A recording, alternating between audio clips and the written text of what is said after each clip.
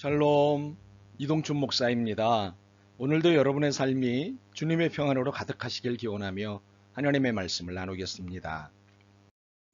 오늘 주시는 말씀은 요한복음 6장 41절에서 71절까지의 말씀입니다. 이 말씀 중에 47절과 48절을 읽겠습니다. 진실로 진실로 너희에게 이르노니 믿는 자는 영생을 가졌나니 내가 곧 생명의 떡이니라. 아멘. 요한복음 6장 41절로부터 71절 말씀을 본문으로 영생 난독 현상이라는 제목의 요한복음 28번째 시간 말씀을 나누도록 하겠습니다. 신앙은 신비입니다. 상식으로는 이해할 수 없는 것들이 많기 때문이지요. 하나님 나라, 영생, 지옥, 영원한 형벌, 성육신, 부활 등과 같은 것들은 상식으로 이해하기 어렵습니다.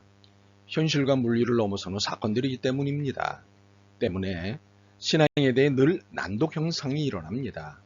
난독으로 인한 다양한 오해와 시비들이 일어나지요. 심지어 신앙을 갖고 있는 사람들에게도 나타납니다. 오늘 본문에서 예수님에 대해 수군거리는 사람들은 예수님이 보고 싶어서 온 사람들이었습니다. 스토커들처럼 예수님을 집요하게 뒤따라온 사람들이었습니다. 그러나 예수님을 신앙에서 온 사람들은 아니었습니다. 예수님의 진단에 의하면 오병이어 기적의 현장에서 밥을 먹고 배부름 까닭에 온 사람들이었습니다.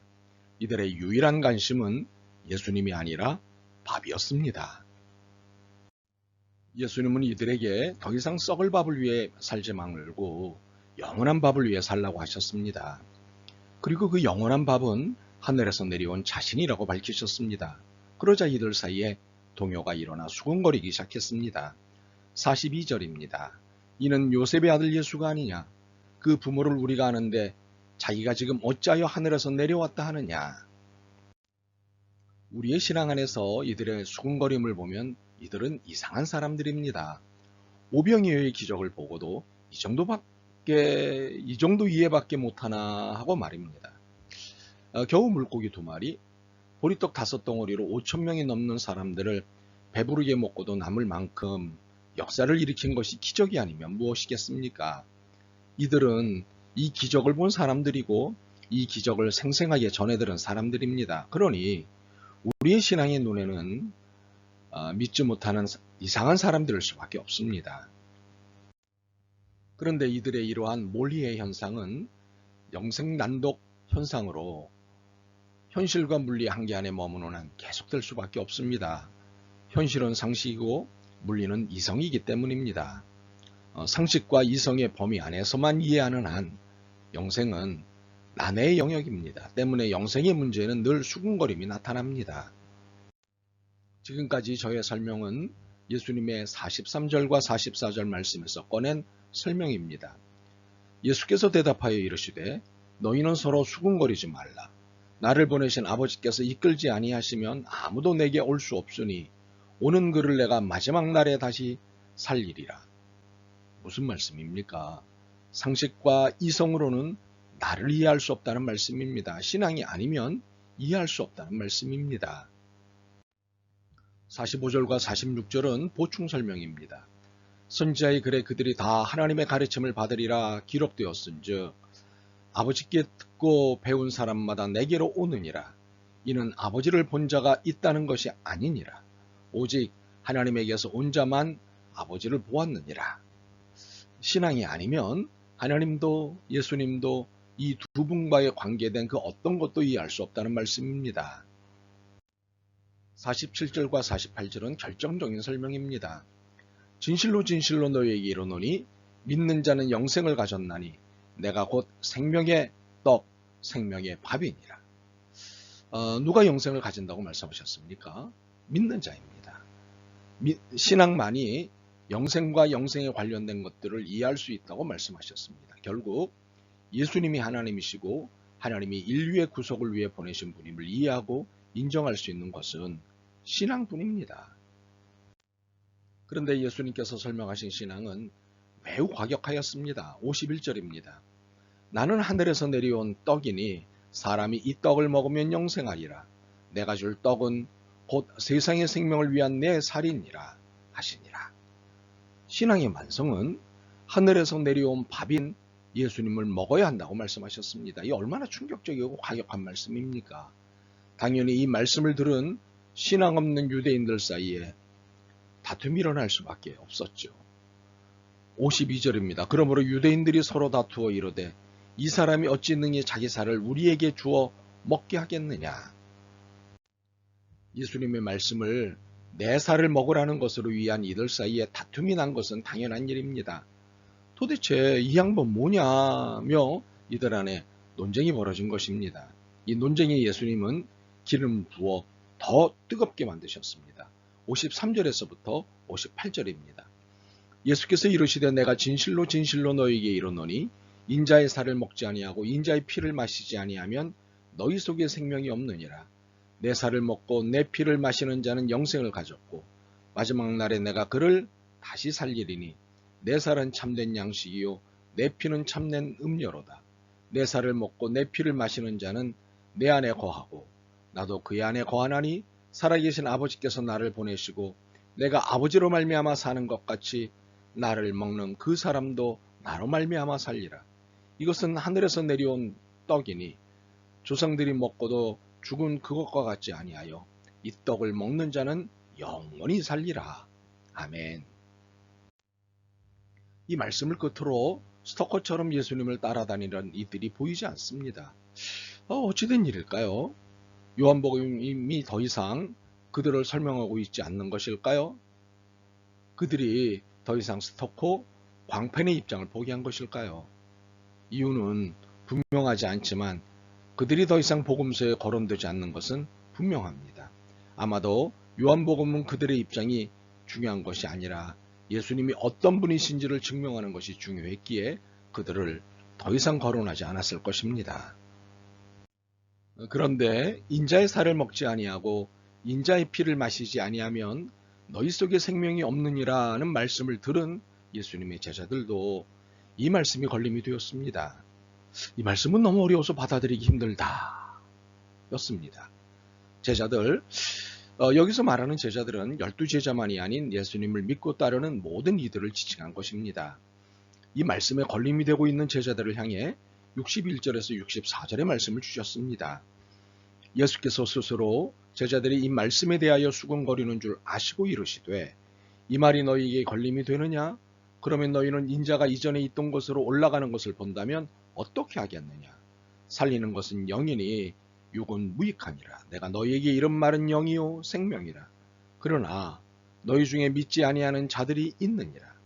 이는 예수께서 믿지 아니하는 자들이 누구며 자기를 팔자가 누구인지 처음부터 아심이로라.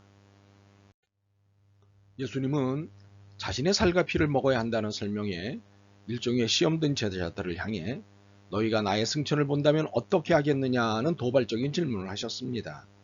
왜 이 질문을 하셨을까요? 이는 너희가 오병이어의 기적을 보고도 아직 나의 말에 의문을 갖느냐? 그러면 내가 승천하는 것을 보아도 역시 의문을 갖겠느냐고 질문하신 것입니다. 그리고 63절을 말씀하신 것인데 이는 무슨 뜻입니까? 내가 한 모든 말을 썩을 밥의 관점에서 읽었다면 잘못 읽은 것이다. 내가 한 모든 말은 성령의 말이고 생명을 만들어내는 말이다. 그러므로 내가 한 모든 말은 영적으로 읽고 신앙으로 읽어야 하는 것이다.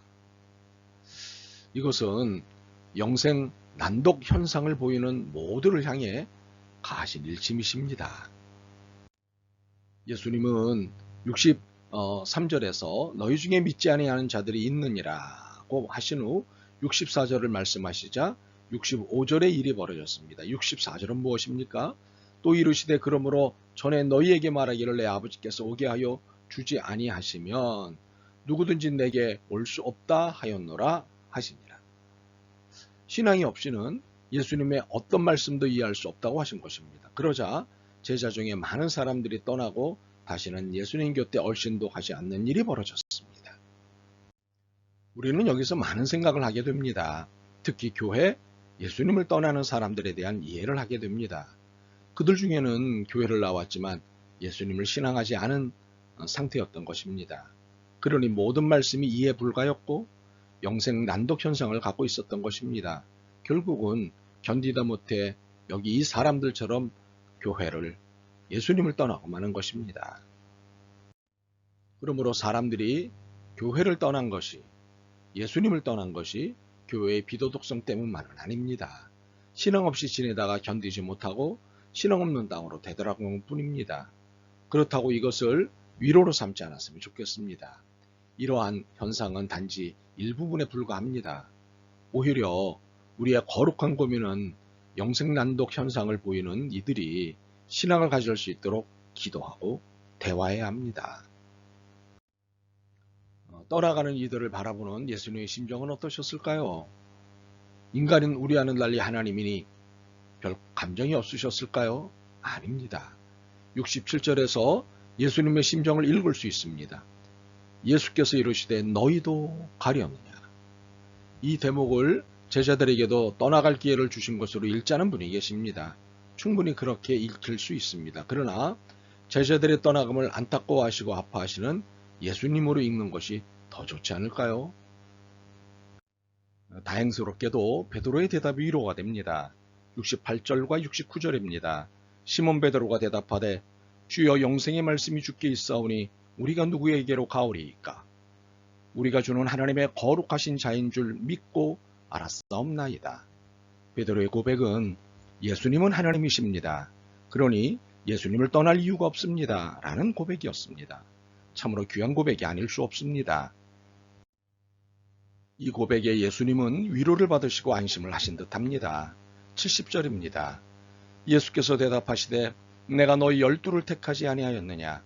그러나 너희 중에 한 사람은 마귀니라 하시니 떠나가는 사람들, 그들을 바라보시는 예수님, 예수님께 끝까지 남겠다는 고백을 하는 제자들, 이 고백을 가슴에 담으시는 예수님, 그러나 자신을 팔 가룟 유다를 바라보셔야 하는 예수님, 우리는 이 모든 것을 감내하시는 예수님을 보고 있습니다. 영생 난독 현상을 보이고 있는 사람들을 보고 있습니다. 이제 우리는 우리 자신에게 질문해야 합니다. 혹시 나에게는 영생 난독증이 없는가? 혹시 영생에 관련된 것들이 영혼의 피부에 잘 닿지 않습니까? 하나님 나라의 말씀들이 현실과 자꾸 다툼이 되고 있습니까? 간혹가다 떠나가는 제자들 무리에 끼고 싶다는 생각이 드십니까? 우리의 영혼이 영의 말씀과 만나는 일을 멀리 할수록 이런 현상, 영생 난독 현상은 계속될 것입니다. 그러므로 제발 하나님 나라에 여러분의 두 발을 다 들여놓으셨으면 좋겠습니다. 제발 영의 말씀을 가까이 하는 삶을 살았으면 좋겠습니다. 참으로 말입니다. 아멘. 주님, 영생을 바르게 이해하고 있다고 생각했습니다. 그런데 혹시 저희도 영생 난독 현상을 갖고 있는 것은 아닌가 하고 반성을 합니다. 도와주옵소서. 바른 읽기를 도와주옵소서. 예수 그리스도의 이름으로 기도드립니다. 아멘. 오늘도 여러분의 믿음과 삶을 응원합니다. 사랑합니다.